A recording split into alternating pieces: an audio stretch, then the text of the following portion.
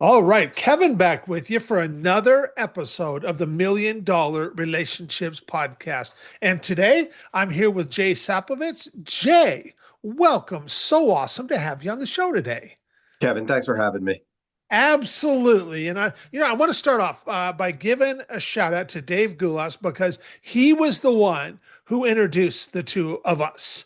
And without him, man, we may have never met. And he did a really good job.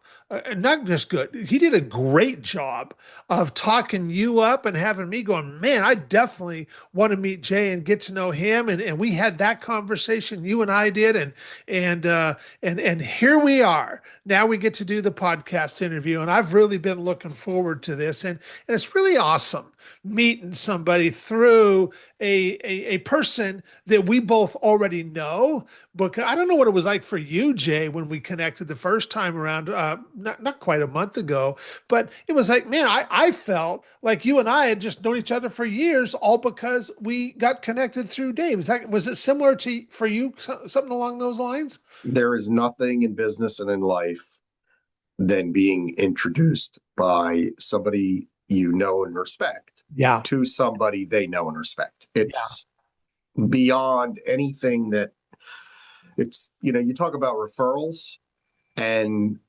referrals are kind of a soft way of saying relationships. Yeah. And Yeah. I mean, it's everything in Yes. business and in life. I Yeah.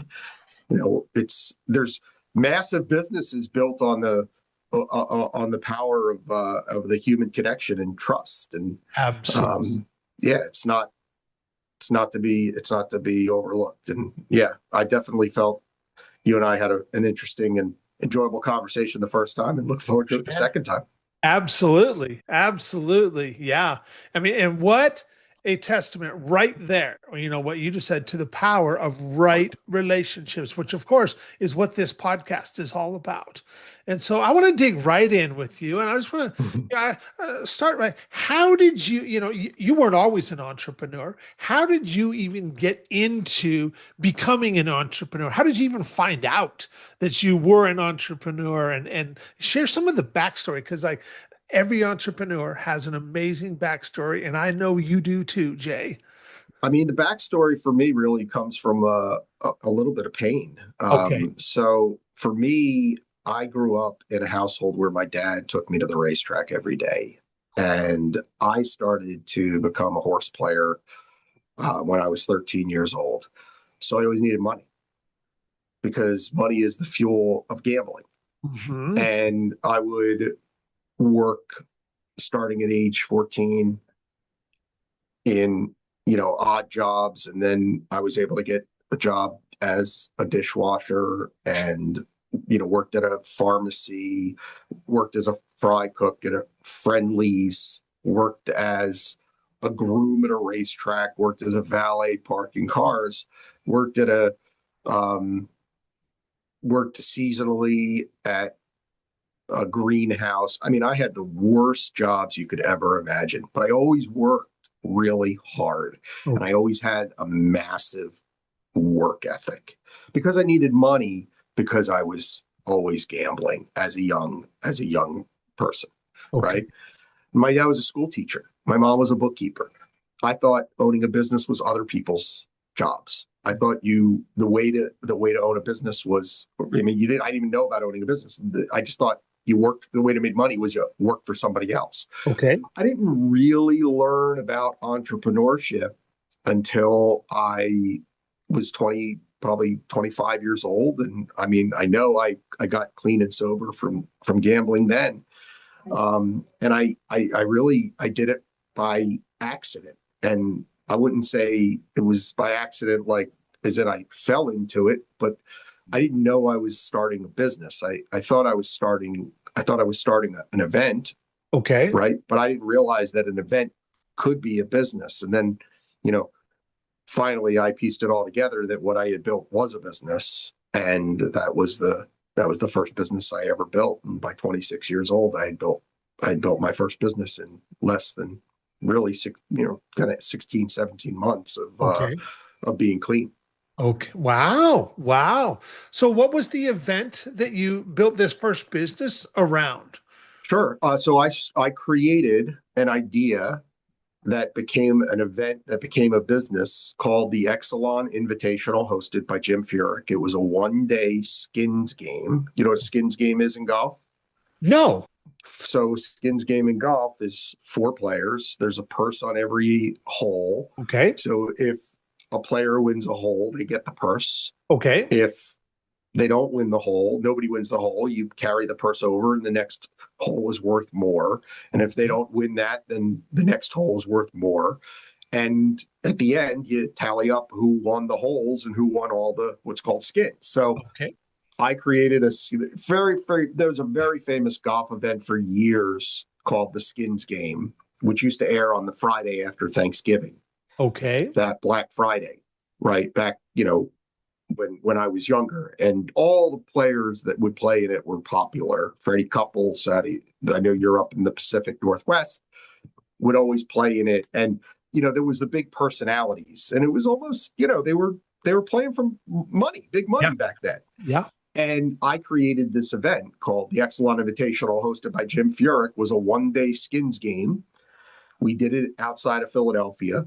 I leveraged my relationships that I had gotten through my first job in Philly, which was I was an on-air talk show host on the local radio station that was the #1 sports talk radio station in the region, and really knocked on doors and sold my butt off, sold sponsorships to and I believed in this thing, Yeah. Yeah. and sold sponsorships until the first year broke even. And we created an event where we had almost 10,000 people come out the first event to watch 4 players play Wow. in a skins game. It was unbelievable. Took Wow. place 2 weeks before the famed Brookline Ryder Cup, where Justin Leonard made the 80-foot putt, and the USA beat Europe in a walk-off, and it was a very historical type event. But yeah, that's how I got started, and that was my very first foray into entrepreneurship. And from there, the rest, as they say, I wouldn't say the rest is history, but the rest is kind of a continued journey on that entrepreneurial path. Yeah. Yeah. So what is the business that you have now, Jay? And kind of how did that lead to the business that you're now in? Well, they're all connected, right? Yeah. So when I started the Exelon Invitational, I cold called Jim Furyk's agent, a guy named Andrew Whitlieb. He was a sports agent, and he was Jim's sports agent. He worked for 3 other guys. He was younger, kind of my age. He worked for 3 other guys who were older. They had a big agency. Jim was one of his clients. He worked with them day to day, still does, 30 years later or so. Wow. Or roughly 30. A long time. Yeah. When I built the Exelon Invitational to a certain size, I was ready to move up to New England to be closer to my wife's family. We had a daughter already. We were looking to raise more kids and have more kids and raise more kids, and really grow our family near her family. That was important to her, less so to me. I sold my interest in the event. Andrew introduced me to a guy who was in his world that was creating a private jet company Okay. called Marquis Jet. Oh, wow. Wow. So Andrew Whitlieb introduced me to Kenny Dichter, who obviously was partners at Marquis Jet with Jesse Itzler, who other people know. And I became I think I was the top 15 employee at Marquis Jet. And I opened the Boston office of Marquis Jet. So I moved up to Boston and became one of the first employees with Marquis Jet. We went from, this is October of 2001, we went from 0 to almost $1 billion in less than 5 years in revenue at Wow. Marquis Jet. Wow. That's big growth. Big growth. Yeah. So we talk about relationships. Kenny and I are deep in a relationship still to this day. Andrew, I consider to be my best friend. I have a few of them, but he's one of them. Yeah. And probably, I mean, not probably, I can tell you in business, no two more important people in my life than those two people have Wow. been, for Okay. sure. Okay. So stayed with Marquis Jet for almost 5 years through that run. Uh-huh. Got the entrepreneurial itch to do something on my own again. And then, branched out and so on in my career. So yeah, that's when you talk about how did I get here or how did I get there?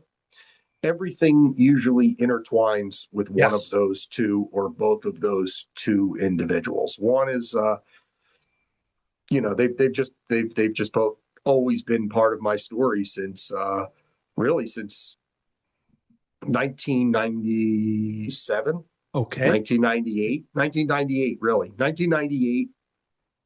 They've both been part of my story. Almost 30 years, 27 years. That's really impressive. It's Yeah. interesting. My Joe Polish was my introduction to direct response marketing when I first started my first business back in 1995. And him and I are still friends to this day. And he's had such an impact on my life. And like you have these relationships that they just end up standing the test of time. And like we can dig a little bit deeper into that, but so it's just like, I mean, once again, what a testament to the power of right relationships, Yeah. And Well, look, I mean, Kevin, I was just in the Bahamas with, so Kenny started a new business. It's called Real SLX. okay. It's got three tranches. It's got Real Jet. So he's obviously in the jet business. So, right, booking and private travel, which he's, with a former founder of Wheels Up and Marquis Jet. Nobody knows jets like Kenny. Real Bet, which is partnership with BetMGM and FanDuel. And while I don't gamble, other people do. And I have no opinion on it. I mean, if you can gamble in safety, by all means, enjoy yourself. It's tons of people can. I happen to be someone who can't. And then Real Experiences. And then the Real Experiences side, we host dinners for such as like Rayos, if you know the brand Rayos from the marketplace. With Rayos is the longest running consecutive family owned restaurant in the United States, over 100 years old, in the same location. Can't get a reservation.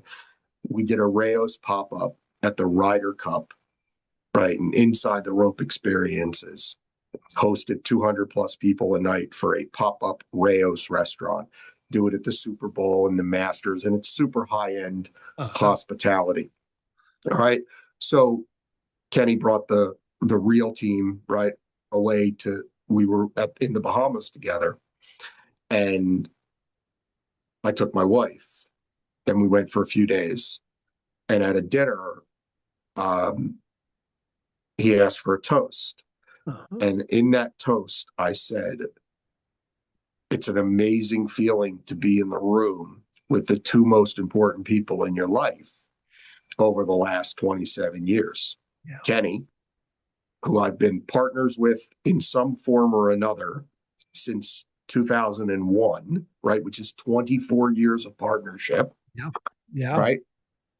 And my wife, who I've been with 29 years and married for 27 years. Yeah. So when people want to get to know me, I would ask them, and really get to know anybody. Like, if you want to get to know people, look at the people they have around and look at the relationships they have and keep.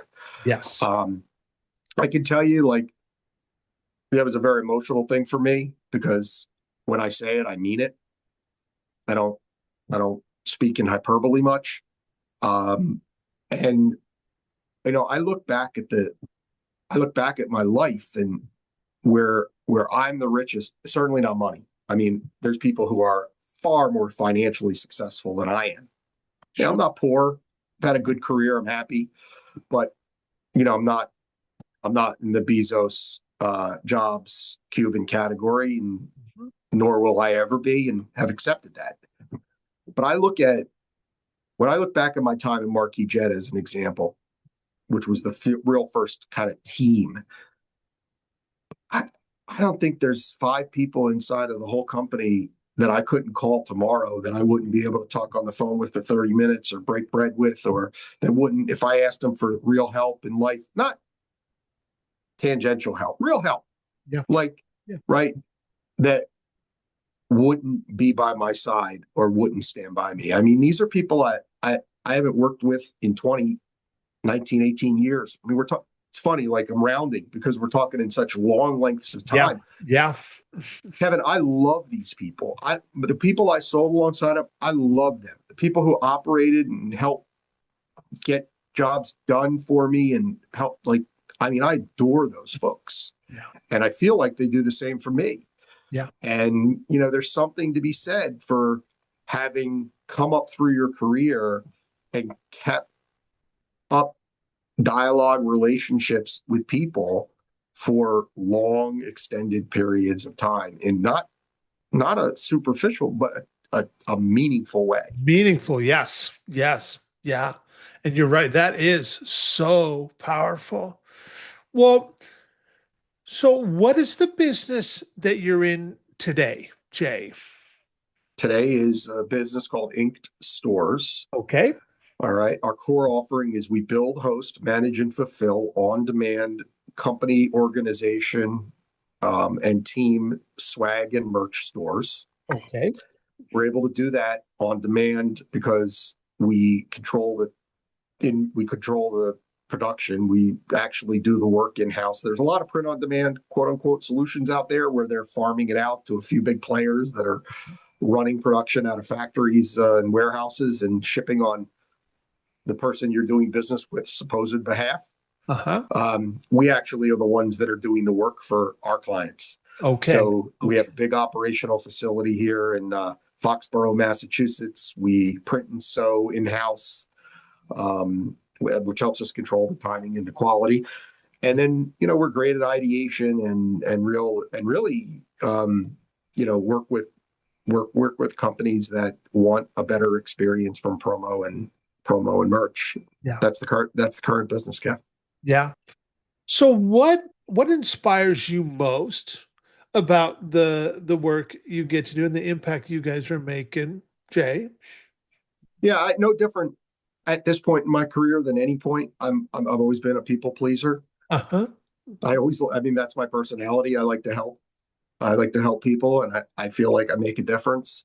I think swag and merch is oftentimes, well, there's 2 camps, right? There's in one camp, there's the people who overlook swag and merch and, they just sign it off to somebody and say, go buy this. And then there's the other camp of the people who like really just like, they live for it and they love it.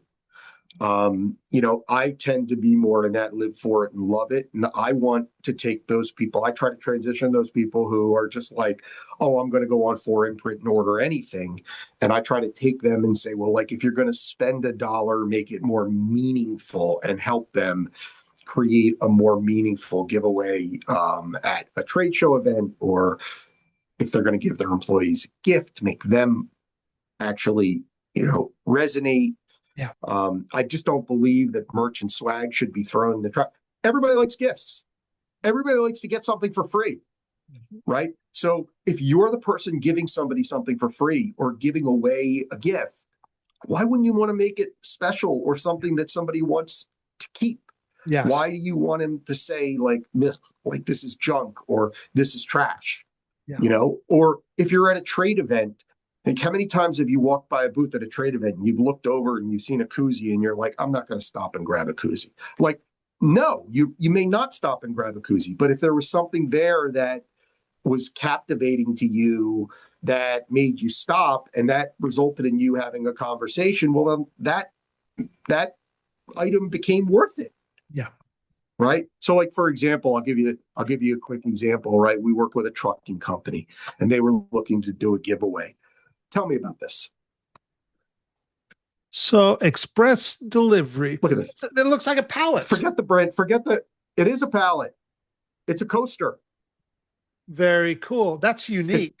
It's a coaster shaped like a pallet, right? But it was given away by a delivery company, by a trucking company. So to the people that they gave it away to, who's going to throw that away? Yeah. Yeah. Yeah. People keep that. You keep things like that on your desk. Yeah. You don't, right? Right. I'll give you another one real quick. So you know what this is? Downy wrinkle releaser. And you Princess. That's Prince, a cruise line. yeah, you think you need wrinkle release if you go on a cruise? For sure. Yeah. It's a good gift, Yeah. Yeah. right? And it's a bottle, right? So you keep it. You Yeah. keep it because you need it, and you might not use it all, and you're going to be on a cruise, and you might not want to iron, so you use this product, Yeah. right?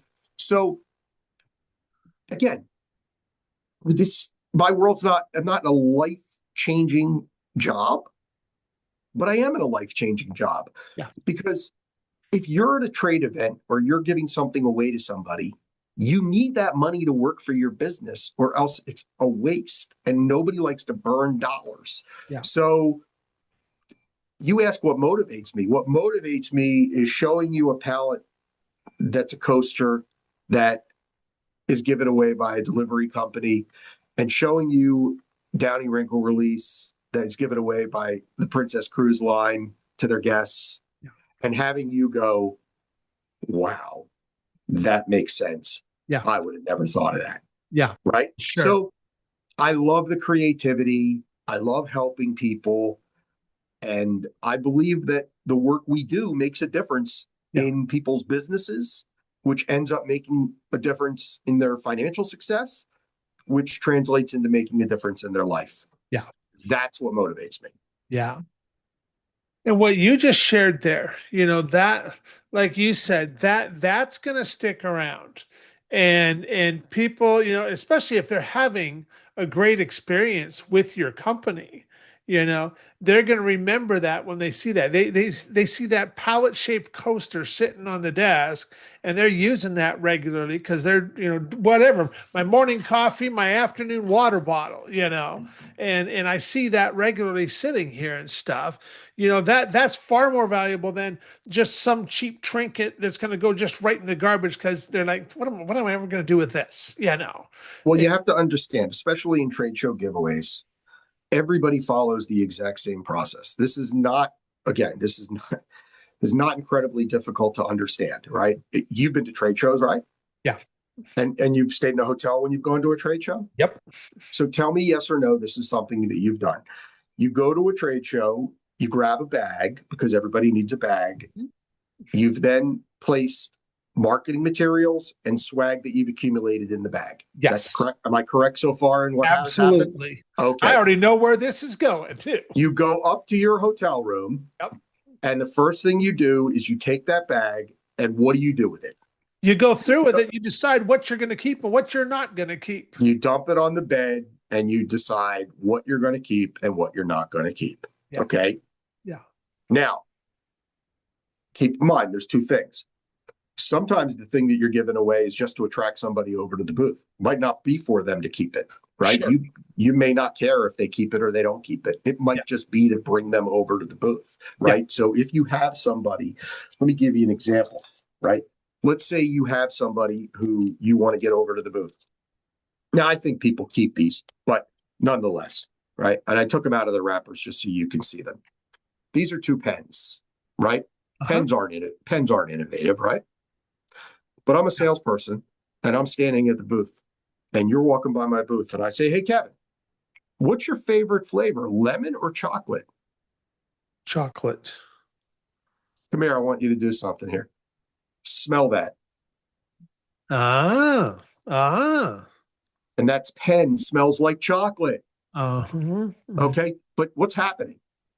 You're getting they're getting engaged with you. We're engaged. Yes. We're having a conversation. I paid to be at that trade show. So I didn't tell you, hey, do you want to come talk about my print and swag company? Yeah. I asked you if you like lemon or chocolate. Yeah. Right. So some things are just for, and by the way, they come in wrappers. So you don't have to feel like you're, you don't have to feel like you're disgusting. and it's getting put up to everybody's nose, right? So it's individual wrappers, which is nice.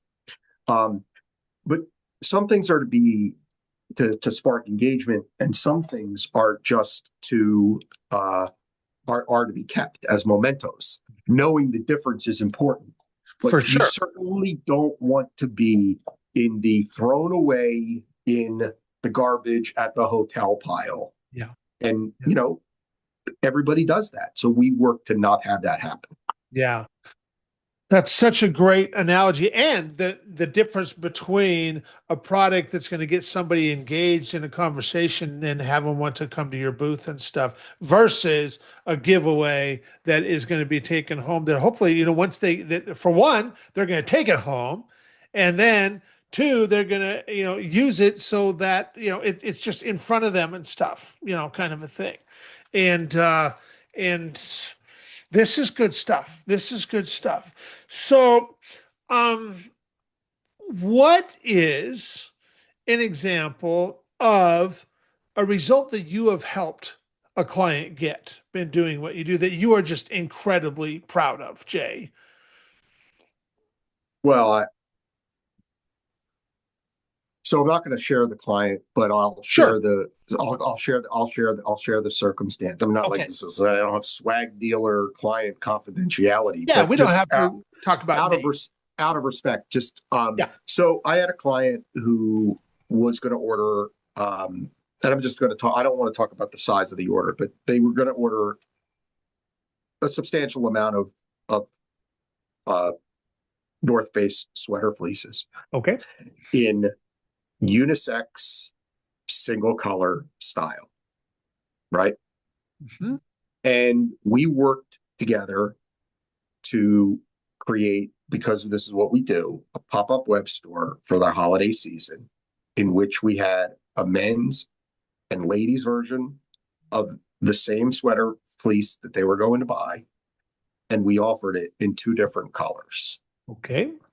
And then they distributed that out to their workforce and allowed their workforce over a 2-week time period to choose the fleece in the color and size and gender that they wanted the fleece delivered in. Okay. So think about that now from a psychology standpoint. I went from giving you something that you didn't ask for and you didn't choose, Mm-hmm. that may or may not be your size in a color you may or may not wear, to now I'm giving you a choice of a product that you want, a product that you can choose in color that A or color B. And by the way, if you don't want it, let's say you could want it maybe for your wife, Mm-hmm. you could choose it for your wife. Mm-hmm. Right? I don't want to wear that, but you know what? My wife might like it. Even, it has my because I don't know about you, but my wife has liked every company that I've worked for because the checks have always been deposited with the name of the company on them. So my wife has an affinity for ink stores. She loved Marquis Jet, all the companies, right? So we gave that client, their employees, choice. Yeah. Yeah. And that power of choice. There's an old sales adage, which I'm guessing because that's your world, is people don't argue with themselves. That's right. That's right. So when you give people, that's why web stores are so successful. I try to share with people all the time. And we've done this for endless amounts of clients. Open a web. Forget new hire welcome boxes. We do them. Okay, we ship them. Okay. But a new hire welcome box is a bunch of items that we send you that you didn't ask for that you may or may not like. Mm-hmm. Mm-hmm. Give your new hires a gift certificate and have them shop on a company web store that's got 30 different options on there and let them choose the item that they want. Yeah. Because they're, again, same philosophy, not going to argue with themselves. Now, when that box shows up, include 3 to 5 items that they did not know were coming because they're a new hire. You've now given them the power of choice and surprised and delighted them. Multiple wins for the exact same cause, and you likely spent less money. Yeah. Yeah. Wow. Wow. That's really brilliant. That's really brilliant. Yeah. Wow. So I'm going to ask one more question. So these relationships that you've shared that are like, pretty long standing, well over 20 years on both of them. Yeah. What is an example of a situation where you personally, Jay, you got to make a really substantial impact, and maybe even in the moment it might have surprised you a little bit, but you also know that would have never happened if not for your relationship with either one of these people that you've been talking about. What's an example of something like that?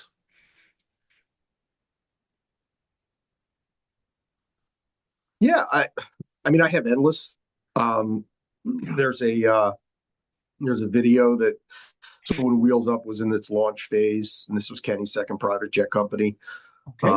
I wasn't working for Wheels at the time, but I had introduced him to a client of mine from another business venture that was producing a video for Porsche, Okay.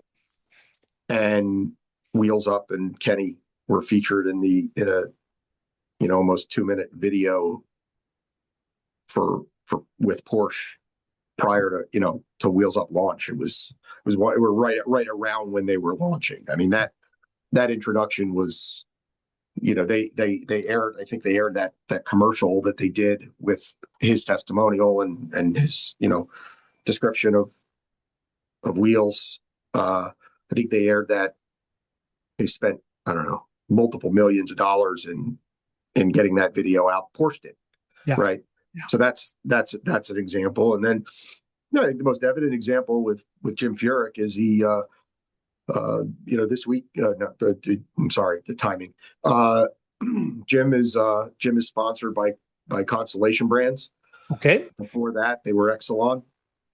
Exelon was the partner that I brought to the event that we did with Jim. Yep. And Exelon and Constellation has been part of Jim's life for 20, 26 Wow. years now. Wow. So Jim's had a sponsor. The senior champion, the Champions Tour event is the Constellation Brands, Yeah. hosted by Furyk and Friends, right? And that was an outgrowth of the event that we created, and his his longstanding relationship was because of the relationship that I had created with Exelon. So, Yeah. I'd like to think that I've created a lot of those situations for people in my lives, and I've been paid back in those friendships tenfold. There's no nobody owes me anything, and I don't owe anybody anything. It's I don't do things to get. Um, I give with no expectation of receiving back, and Mhm. generally speaking, I can say that in every relationship that I've had, I've gotten back far more than I've been able to give, but I definitely work to give. So, Yeah. that's what giving is an avocation of mine. So Yeah. I'm definitely in that world. I love that. And that, man, that just resonates so deeply with me, Jay. I really appreciate you sharing that. And, this whole, this whole thing of giving, not giving to get, but just giving to giving to bless somebody else, just because we like them, we like who they are, we just appreciate having them in our lives. And I can only imagine, how great that made you feel to just be able to give that way. I mean, that's an incredible feeling. In fact, I personally, I don't know a better feeling in the world than the feeling that comes from giving to somebody who just really appreciates it. That is Yeah, the I mean, or by the way, and I mean, I'm not. This is not these instances, but like, it doesn't. It's none of your business whether they appreciate it or not. yeah, yeah, Like, it's really not. Like, you get, like, I work hard to give to others, right? Because it's the right thing to do, and I do it for me. I don't do it for because I'm going to get something. The minute you start doing something because that's not giving, that's manipulation. That's right. That's right. And you can't approach the world. The biggest mistake you'll ever make is taking a short-term view. Yeah. Right. So the relationships here that we're specifically discussing are 24 and 27, 28 years. Trust me, those are long periods of time. Yeah. Like everything will even out over time. You might be, you can't keep a scorecard. That's right. right. You can't keep track. So you gotta be sincere in your efforts to really want to help people. Yeah. Yeah, I had it today. I mean, I've got a guy I'm friendly with has a major event coming up tomorrow to help his business. And I reached out to him and I said, hey, man, I said, like, I want to post this somewhere. Do you mind if I do that? He's like, I already posted it a month ago. He's like, but that would be great. I said, yeah. I said, it's different coming from somebody else. Let me just give you a shout out. He said, that's great. I appreciate it. Thanks. He goes, what do you want? I don't want anything. Like, I'm sure at some point down the road, I listen, at some point I might want something, right? But I'm not doing this so I can come to you to get something. Yeah. I'm doing it because you and I are sincerely friends. Yeah. And I want to help you. And I've always figured that if you help your friends and you root for your friends, it's like on the golf course, right? There's people on the golf course that root against other people, or like they don't want other people to do well. I want everybody I play with to play well. I want everybody that I would never want somebody to miss a shot, because I don't want to put the karma of somebody not doing well out there. I believe in it. I believe that those negative thoughts hurt you more than they hurt the person. Yeah. Anger hurts you more than it hurts anybody else. And I try not to turn knives on myself. I try to keep those devils and demons away. And the best way that I find to do it is to, live a clean life and be a good person. And look, I've been in recovery a long time. It hasn't always been the case. Clearly, you're not living that life when you're living a different life. So, I'd like to think I learned the hard way, and multiple times, but definitely try to subscribe and live that way now. Amen. Amen. Well, Jay, I want to thank you so much for taking the time to have this conversation today and just share from your heart. I really appreciate it, and I really appreciate you. For anybody that's listening to this right now who's like thinking to themselves, man, Kevin, I really like Jay. I love who Jay is. I love how he shows up, and maybe they'd like to find out more about the work you guys are doing. Any websites, any resources we can share with folks? Yeah, I would say like Jay at inkedstores.com, JAY at INKDSTORES.com, inkedstores.com. But Kevin, I post every day on LinkedIn, and I do a lot of video content. And I'd say that if you really want to get to know who I am, I don't use AI, and I share from my heart. I share real stories and real life happenings. So if you want to get to know who I am and get a deeper look as to the way I think, and go to my LinkedIn. It's Jay Sapovits. I'm very visible. I post every day, twice a day now since the beginning of the year. Good for you.